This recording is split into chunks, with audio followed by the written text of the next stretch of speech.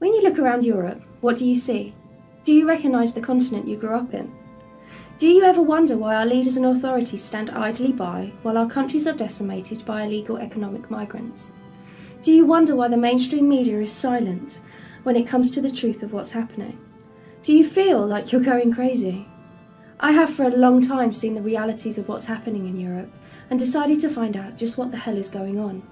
I didn't like what I found, and you won't like it either. On November the 27th and 28th, 1995, under the Spanish presidency of the EU, the 28 member states, along with 15 other non-EU countries, founded the Barcelona Declaration. What's that, you say? You've never heard of it? Well, of course you haven't, because this single agreement is solely responsible for the destruction of Europe. So what is it? Known as the Barcelona Euro-Mediterranean Declaration of 1995, which was agreed upon by the EU, Morocco, Algeria, Tunisia, Egypt, Jordan, the Palestinian Authority, Syria, Lebanon, Turkey and Israel. This agreement, under the guise of being a trade deal, is actually an agreement to flood Europe with migrants from Islamic countries. But why would they want to do that, you say? Well, what is often the motivation for our leaders to do the things they do? Greed and self-interest, of course. In exchange for flooding Europe with Muslim migrants, they get trade deals and backhanders from the Arab world, who we know are hell-bent on turning the world Islamic and silencing anyone who dares speak out against their oppressive and hateful ideology.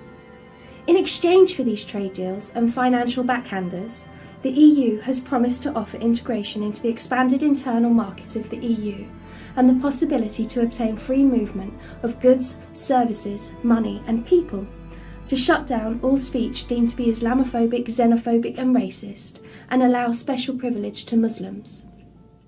The declaration took effect in 2010 when boats loaded with migrants started arriving from the African continent under the guise of being refugees desperately fleeing war. The media exposed us to images of dead children on an almost daily basis to evoke the emotion and sympathy with their plight, while at the same time distracting us from the reality of what was actually being played out. 2010 was the beginning of the end for Europe, and it has been in decline ever since. Despite the media's best efforts to keep the truth of the situation under wraps with their refusal to report the realities of the crisis, thanks to social media and the internet, we are able to see daily the realities of what is happening in Europe. The abhorrent rise in sexual assaults and rapes, the thousands of cases of child abuse, the mind-boggling number of cases of FGM. And then there's the acid attacks.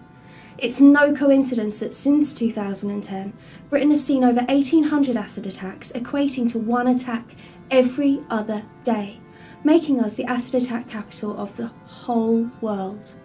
This phenomenon, along with Pakistani grooming gangs, which have again been ignored by our wonderful mainstream media, unless the perpetrator is, of course, white. Then there's the terrorist attacks in Paris, London, Manchester, Belgium, Germany and Sweden. It seems even the killing of our children is considered fair game by these Islamic terrorists, all the while our leaders' pockets are being lined with blood money. And while Muslims are afforded what is in reality special privileges to preach hate in our streets, protest our military, burn poppies, rape our children, murder our women, and generally do whatever they please, anyone who dares speak out or stand up against what is happening is smeared with the unfounded labels of racist, Nazi, bigot and Islamophobe. But these labels have no effect at silencing us anymore. We are starting to fight back. Make no mistake, this is the genocide of Europe. Our cultures, our heritage, our traditions and values are all under attack.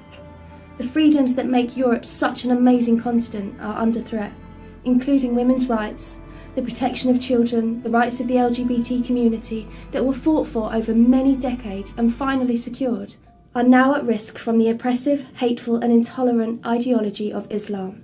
Women in parts of Europe are scared to go out alone at night in Muslim-majority areas. They are being told what they can and cannot wear, what they should be covered up to comply with the sensibilities of Islamic dictates.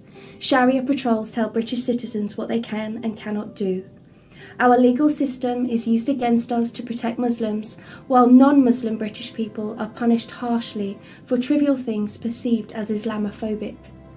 Then there's the birth rates, the multiple wives, the failure to integrate properly, and very little contribution to the country in any meaningful way. 75% of Muslim women are unemployed and will never work or contribute financially to Britain, while the costs of their housing, maternity, birth, healthcare and education for their many children is all paid for by the taxpayers. For 1400 years, Islamic domination has been the primary goal of Islam. Every country that has ever taken in Islamic migrants has changed for the worst.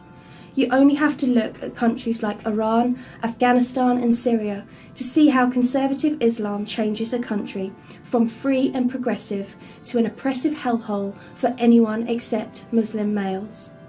Wahhabi and Salafi ultra-conservative forms of Islam are being imported into Britain at an alarming rate, with over 70 mosques in Britain already, and countless madrasas teaching the next generation of British Muslims about the particular kind of intolerance, hate, oppression, sexism and homophobia that's taught in Saudi Arabia.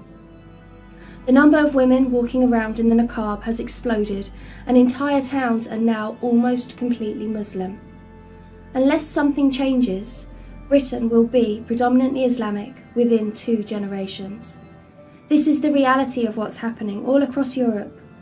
All the Eastern countries are fighting back and refusing to mass import the ideology that will never live in peace with any other culture.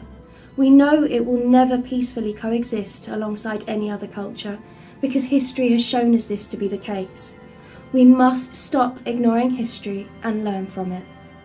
Islam has no place in the Western world, and our leaders already know this. It's time everybody else knew it too. Say no to the Islamisation of Europe before it's too late.